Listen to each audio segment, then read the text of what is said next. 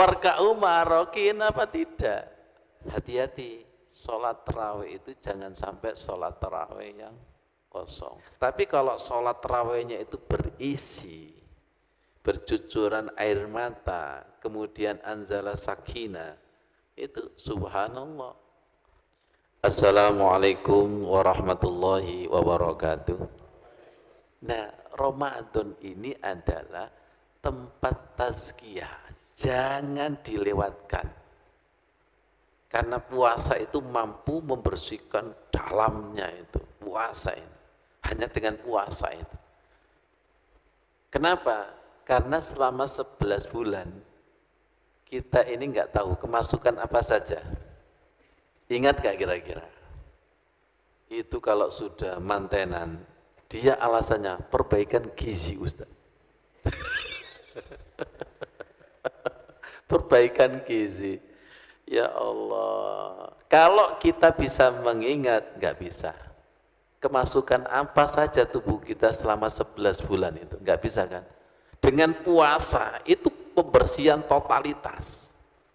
Sampai dikatakan, maksudnya, qala Allahu azza wa jalla, as-sawmu li, puasa itu untukku, wa ana ajzi, dan saya yang mengganjarnya. Jadi pembersihan secara totalitas puasa itu, dan harapannya Idul, sudah ini Idul Fitri, targetnya itu Idul Fitri, kefitrahan ketika kita diciptakan pas bayi itu loh, harapannya seperti itu, sensitif ketika tubuhnya kena najis, senyenyak-nyenyaknya bayi kalau ngompol nangis, sampai digendong oleh orang yang jahat saja dia berontak. Diajak masuk rumah yang samun aja berontak, nangis itu. Kenapa? Idul Fitri. Idul Fitri. Makanya ketika fitri dengan fitri itu nyambung itu. Sampai di sini qala Allahu azza wa jalla. Saya kasih tema puasa itu untukku. Kalau sudah ku di sini kan berarti inna lillahi wa inna ilaihi rajiun. Sesungguhnya ruhku, ruh itu miliknya Allah dan akan kembali kepada Allah. Jadi puasa itu menjadikan kita makhluk rohani. Inna lillahi wa inna ilaihi rajiun. Sauma fa innahu li, mongko sak temene poso li iku kanggo aku, wa ana lan utawi ingsun ajzi, membalas sapa ingsun Gusti Allah. Jadi amal ibadah itu totalitas tazkiyah, dan yang menjadikan kita tidak sadar kepada diri kita adalah syahwat perut dan syahwat di bawah perut. Coba pegang perut kita. Kalau kita itu makan paling maksimal 2 piring, tapi rakusnya yang tidak bisa kita tahan. Saudara-saudara kita yang kena KPK itu kan secara materi sudah kaya raya, tapi rakusnya itu. Makanya kalau punya 1 gunung emas, kepingin 2 gunung emas itu nyata itu.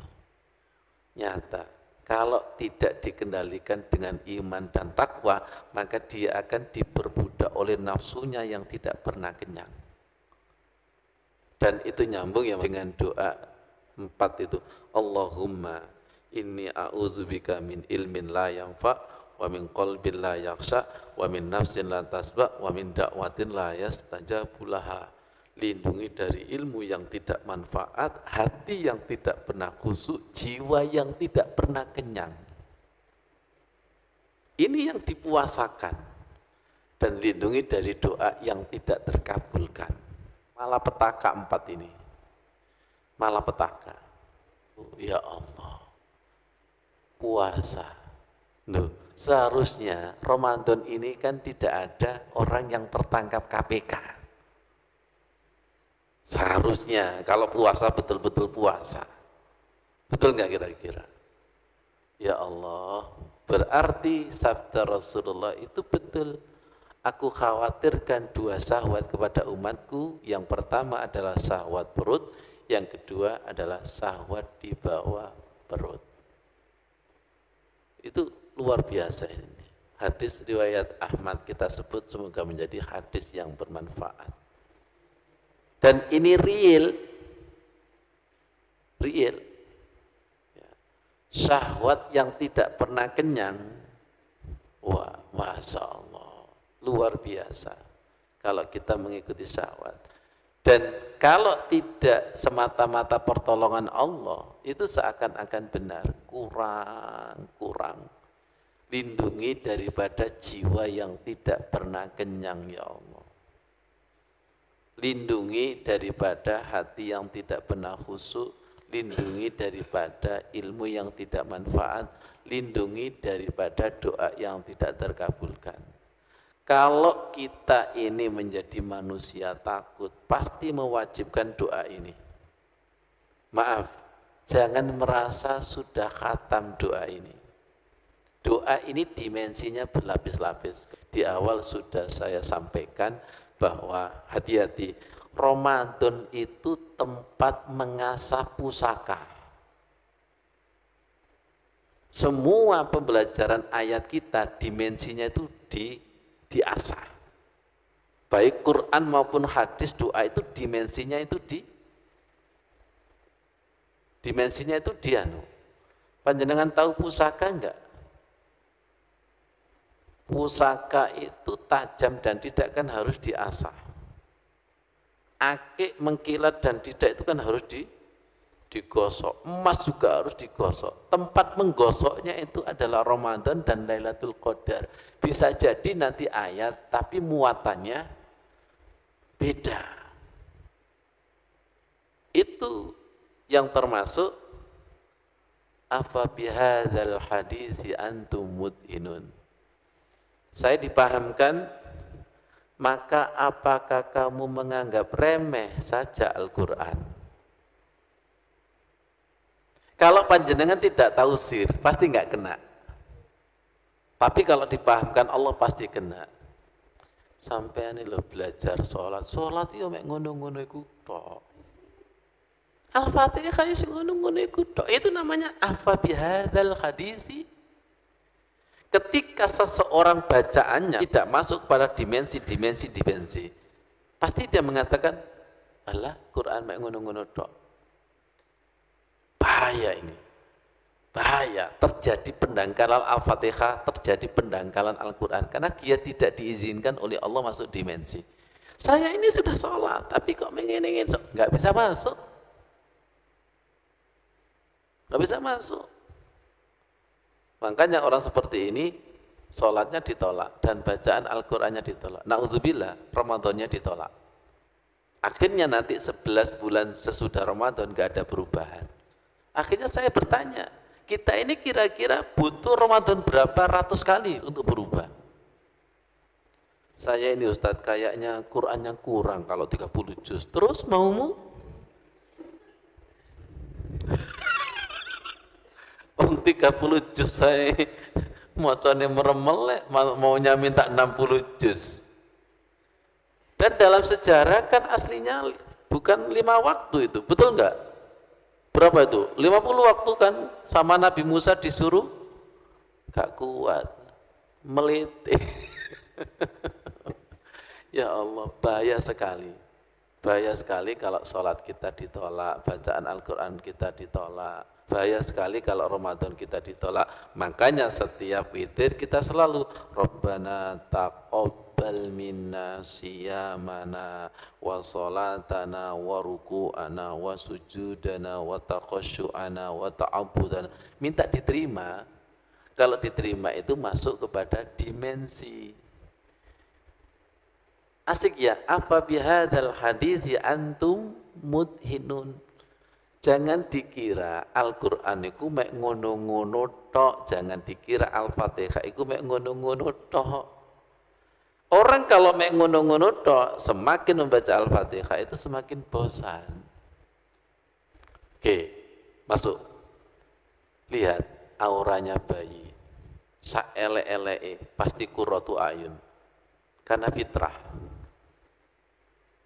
Ayo perempuan, poles dirinya seperti bayi gede. Kalau secara struktur tubuh, al-melorotu wal gemrotu, semakin dilangsingkan, tambah mati. Nggak akan bisa. Yang bisa adalah salon hati kita. Tolong jawab, perubahannya drastis mana? Orang keluar dari salon sama orang keluar dari masjid. Salon. Itu perubahannya drastis. Tapi before and after masjid, apalagi sholat tarawih, metu sandali hilang, tambah nemen itu. Betul gak kira-kira? Ayo, untuk memotivasi diri kita, before and after masjid sama before and after salon, itu lebih tampak mana kira-kira? Ayo mari kita koreksi. Dan kita berdoa kepada Allah, ya Allah, tunjukkan, berikan kami hakul yakin bahwa setelah keluar dari masjid itu lebih senang dibandingkan keluar dari pasar, dari mall. Maksudnya sebagai saksi ya, kita merasakan bahwa majelis taklim Taman Surga itu harus lebih khusyuk daripada mancing jam 12 malam, kemudian al-gapleu wal dumino. Kalau kita tidak bisa menunjukkan lezatnya majelis Taman Surga, jangan salahkan kalau banyak jamaah terpesona di majelis-majelis yang lainnya. Jangan sampai majelis Allah itu kalah dengan majelis setan. Kalau kalah, berarti mending milih setan. Wong bersama setan itu mata gurur, kesenangan yang menipu. Tapi kalau bersama Allah itu kan abadan abada, kenikmatan yang kekal. Walal akhiratu khairu wa abqa. Ada lagi walal akhiratu khairul laka minal ula. Tadi kita menemukan sebuah dalil bahwa tidak ada kenikmatan kecuali kenikmatan jihad fisabilillah. Jadi para pejuang di jalan Allah itu dikasih ruangan dimensi senang. Saya senang sekali merasakan dulu, baru ketemu dalilnya itu senang sekali. Ya Allah, tolong bedakan fisabilillah sama fisabilis syaitan. Jangan sampai kita ini kalah. Ya Allah, beri kenikmatan yang betul-betul seperti Quran dan hadis, bahwa majelis taklim Taman Surga itu betul-betul subhanallah, yang tidak mau keluar dari itu. Alhamdulillah kita dikasih. Dan alhamdulillah ketika kita mengkaji Al-Quran dan mengkaji hadis itu ada rasanya. Kemudian mengkaji kitab ulama-ulama besar itu juga ada rasanya. Berarti jiwa kita sudah mulai nyambung. Kapan nyambungnya? Ketika hati kita itu dibersihkan. Ketika dibersihkan, kita akan mengiyakan bahwa nyambung kepada keterangan dulu, Al-Quran itu adalah ma'dubatullah, ada lagi Al-Quran itu adalah hablullah, talinya Allah. Al-Quran itu adalah hidangan Allah. Semuanya itu serba majazi, serba kiasan. Dan hati kita semoga mengiyakan. Ingat, Quran bukan berita kosong, hadis itu juga bukan berita kosong. Dan hati-hati, sholat tarawih itu jangan sampai sholat tarawih yang kosong. Kalau sholat tarawihnya itu kosong, ya iya pasti kepingin cepat selesai. Tapi kalau sholat tarawihnya itu berisi, bercucuran air mata, kemudian anzala sakina, itu subhanallah. Nah sholat tapi sambungannya sering putus. Tapi kalau sholatnya itu sambung menyambung menjadi satu, la ilaha illallah Muhammadur Rasulullah. Nah nyambung enggak dengan apabila dibacakan Al-Quran?